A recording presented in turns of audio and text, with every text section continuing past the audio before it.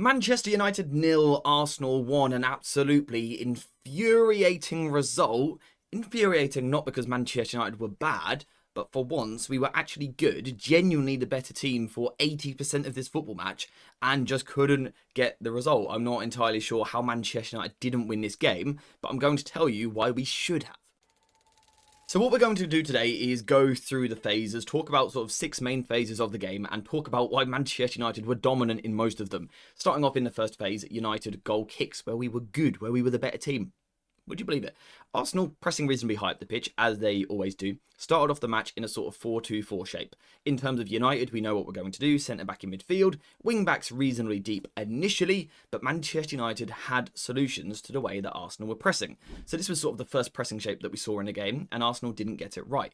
The reason they didn't get it right is because Martinelli and Bukayo Saka were both positioned pretty high up the pitch, sort of ready to come in from outside to in towards Luke Shaw and Lenny Yoro. That was their job, with Odegaard and Gyökeres picking up the two midfielders, De Ligt and Casemiro.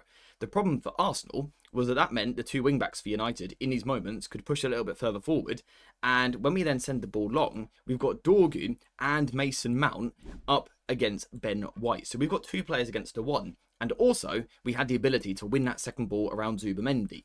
So this was one way that United could get the ball out from the back.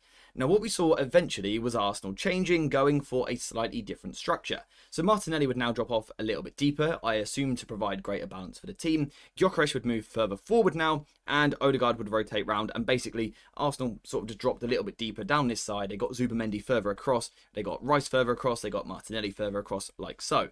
However, Manchester United still had solutions because Arsenal were light in numbers when they were pressing up here. So what United were able to do was draw Gyökeres in initially, bring him in with Bayindir taking his time on the ball, pop the ball into midfield to someone like De Ligt or Casemiro, and then play the ball round the corner. And once again, United were out. This was good from Manchester United in both instances there, but also bad from Arsenal. Now, next up, it's time for the second phase of Manchester United. And the first thing I want to do here is just kind of, in a simple way, look at the profiles that Manchester United have, because I did the same thing when the lineup was released, and I tried to get an idea of what United might plan to do in this game. Start off with the 2 wider centre-backs, Luke Shaw and Lenny Yoro. 2 progressive players, 2 players that can carry the ball forward, but also are pretty decent at passing the ball over long distances. We go to the 2 central midfielders, Bruno Fernandes and Casemiro. Not 2 players who are going to take their time on the ball, not 2 players that are going to carry the ball massively, but 2 players that are going to ping the ball quite direct into wide channels over the top. They're going to be quite aggressive with their play. In the wide zones, Dorgu and Dalot, we've got 2 runners. 2 players that, yes, can carry the ball at times, but 2 players that off the ball want to make movements. They want to spin in behind into these positions. They want to be aggressive and threatening in that manner. Then, if we move over to the 2 10 positions, Mason Mount and also Bryan Mbeumo, who's just hiding behind my mic a little bit. We've got 2 ball carriers. So you can sort of see the dynamics that we're trying to get through the pitch here. You can sort of see what Manchester United are trying to do when we're moving into these positions. And it was quite effective at times. I think in particular when players like Casemiro and Fernandes could move the ball to the outside 10s, particularly towards Mason Mount, I think United looked a massive threat because Arsenal didn't really have cover in this position. You see Bukayo Saka and Martinelli were positioned reasonably high up the pitch in the first half. So Mount could drop into these positions, and at times down this side we would then be aggressive with the movement, although Dorgu doesn't always give us that with his ball carrying and dribbling, things like that. So instead what we tended to see from Mount was to switch out to Bryan Mbeumo on the right hand side, and Dalot would initially start a little bit deeper. This seemed to be the weapon in the first half. So it's a case of draw Arsenal over to this side of the pitch initially, draw Arsenal over here, and then hit that switch to Mbeumo and isolate him against Calafiori. This was the real weapon for United in the first half, and Mbeumo looked so sharp.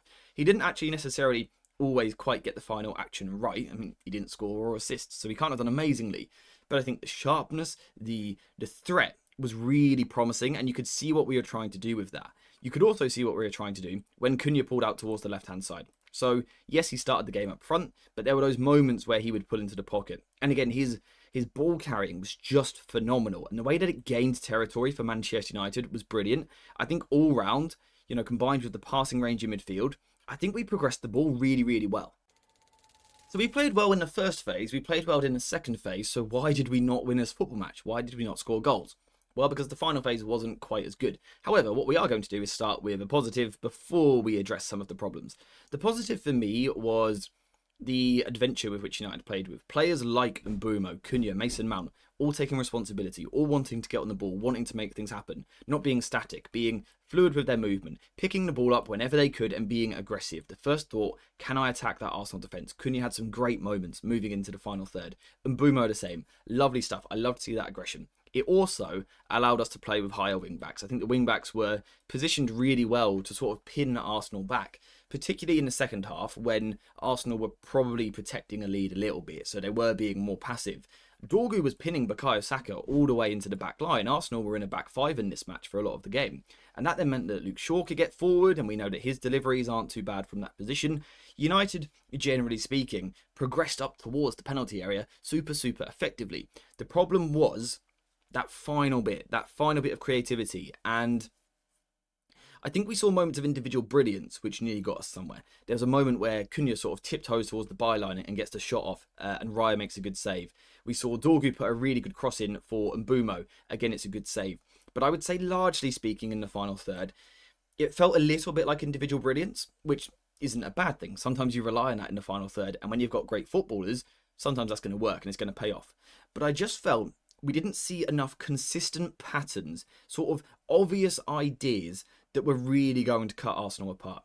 Now, it's not helped by the fact that Arsenal play 4 centre-backs across the back line. They've got Declan Rice, who's an amazing ball-winning midfielder. Zubimendi, who's going to hold in front of defence. Odegaard will drop in as well. Arsenal were defensive with their setup in this game because they were scared of Manchester United. But United just couldn't have that moment in the final third. We weren't quite able to knit it together. It wasn't quite as fluid in these areas. Yes, we had a lot of shots. I'm sure some of you have already typed that in the comments. We had loads of shots. But if you look at the XG of those shots over the course of the match, and also where those shots were coming from, we didn't create clear-cut chances. So we suffocated Arsenal so well. We had the possession. We were dominant. We destroyed them all the way up the pitch. But in that final bit, I don't think we quite did enough to quite get that ball in the back of the net. And when we did do well, Raya had a good game. Now, what I want to do for the rest of the video is talk about United off the ball, because I think we were also pretty good here, and that is what led to an overall good performance. Control comes on the ball, but also off the ball. And when Arsenal were on restarts, playing out from goal kicks, things like that, I think United were really good. I think we were really aggressive. We were incredibly intense. The players seemed to know their jobs. There wasn't too much confusion. We were jumping well. We were winning the high ball. We sort of saw this system where the back three stayed as a back three, and the wing backs were sort of positioned, of course, not all the way onto the fullback. That'd be crazy. But in a position where if the ball does go over there, they've got the time to close them down and were able to trap Arsenal. There were lots of moments where we won the ball high up the pitch in the final third in dangerous areas. Arsenal didn't look comfortable at all playing in the first phase. And we know that when that's the case, when Arteta is scared and a little bit worried about what the opposition are doing, he asks his team to play more direct, up towards last season Kai Havertz, in this game Gyökeres. The problem for Arsenal was De Ligt produced a masterclass. Absolutely phenomenal. I had question marks over De Ligt last season when we signed him. I thought he was a good squad player, but I was questioning how much he will really raise the ceiling of this football club.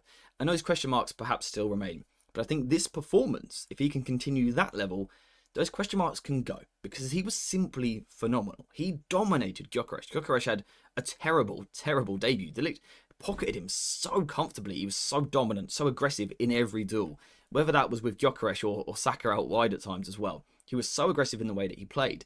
The only problem for United was there were moments where that sort of second ball would drop in here, and if Cunha was a little bit higher, Zubimendi, Rice and Odegaard would just outnumber United and get on the second ball. So that was the only concern with regards to that.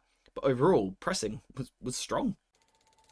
Now, despite the strong pressing from United, there's always going to be moments where Arsenal get the ball, where you win the second ball and you slow it down, or a player shows a little bit of quality, or the goalkeeper's on a reset and gets the ball and you play out from the back. In these moments is where United, I think, were bad, to be honest. I think when United were pressing, great. When we were in our mid-block, when we were trying to contain and almost force Arsenal where you want them to go, I think we were really quite poor. So I hate to be so negative about what was overall a good performance, but this part of the game didn't work for me. I think we were far too eager, I guess, to drop into that back five shape, and then the two central midfielders, and then the front three that little bit higher. I think when we were in this shape, it was just too easy to play around us. We've spoken about this so many times. There's so much room outside of Bruno Fernandes over here, so much room outside of Casemiro. They're outnumbered 3 versus 2 as well, which doesn't help. That job is incredibly difficult. And the other problem is, someone like Mount might then drop deeper to try and help, to try and give you extra numbers. But then Cunha and Mbumo are outnumbered, and you can't really find a way to get pressure on the ball. And again, Arsenal move the ball forward quite easily. You get outnumbered, the United players, and then Ben White gets the ball, so Mount jumps out, and Arsenal just sort of work the ball around us. And this was really, really frustrating for me, because I think on the ball we did such a good job of getting forward. We then pressed well. If we had been better in the mid-block, I really think we could have taken Arsenal out of this game completely, and I don't think they would have ever got any grip on the football match. So this is still a problem. We know we have this problem. United are passive in the mid-block. In pre-season, in certain games, we saw that changing. We saw us being a little bit more aggressive. Perhaps against weaker opposition, we will be more aggressive to slowly sort of build that idea, to grow the confidence to do it against the better teams. But for now, this is still a problem. Despite ending on a negative there, I genuinely think Manchester United were the better team. I think we deserved to win the football match. We did just lack that spark in the final third. The sort of fluidity wasn't quite there. It didn't quite click. Perhaps that's what you get when you have so many new players on the pitch. They don't quite connect with each other. And Mbumo hasn't had much time with the club. Cunha hasn't played that much football. Šeško, when he came on, of course, literally his first minutes at the football club, didn't really get too much of a sniff. A couple of good moments, to be fair. I think Ahmad's introduction wasn't as smooth as I would have liked it to have been. I've expressed concerns about him and Mbumo on the same side, sort of both wanting to do the same thing and not quite having that synergy yet. And I think we saw that, particularly this moment here. Ahmad just isn't ready for the 1-2. And then in this moment here, I think Ahmad just takes Mbumo's space. They want to do the same thing and sort of tackle each other effectively when Mbumo was in a great bit of space. So there's still problems for Manchester United. Of course there is. It doesn't go away in a month, right? It doesn't go away in a month. So there's still areas to improve in the final third, in the mid-block. Those were the two main things. I think the first phase, which has been a problem for a long time, was good. That was fun. It was a great performance from United. And in a way, it's nice to be frustrated after a loss. Last season, when we were losing, it wasn't frustration. It was either sadness of just, wow, we're bad at football, or it was just a feeling of nothingness because we lost so much it didn't matter. This game, we lose and we're frustrated because we feel hard done by. We feel we should have got more, and that's because we were the better team in this football match. United were the better team.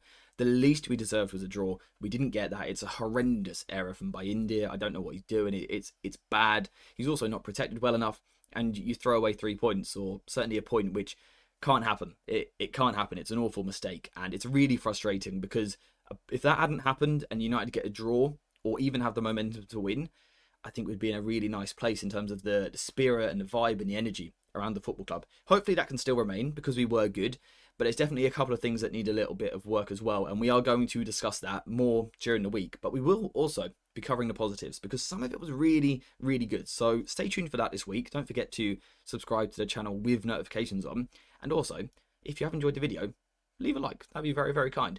But apart from that, I think that's all I want to talk about for today. So thank you guys very much for watching. I hope you have enjoyed this video, and as always, I'll see you in the next one.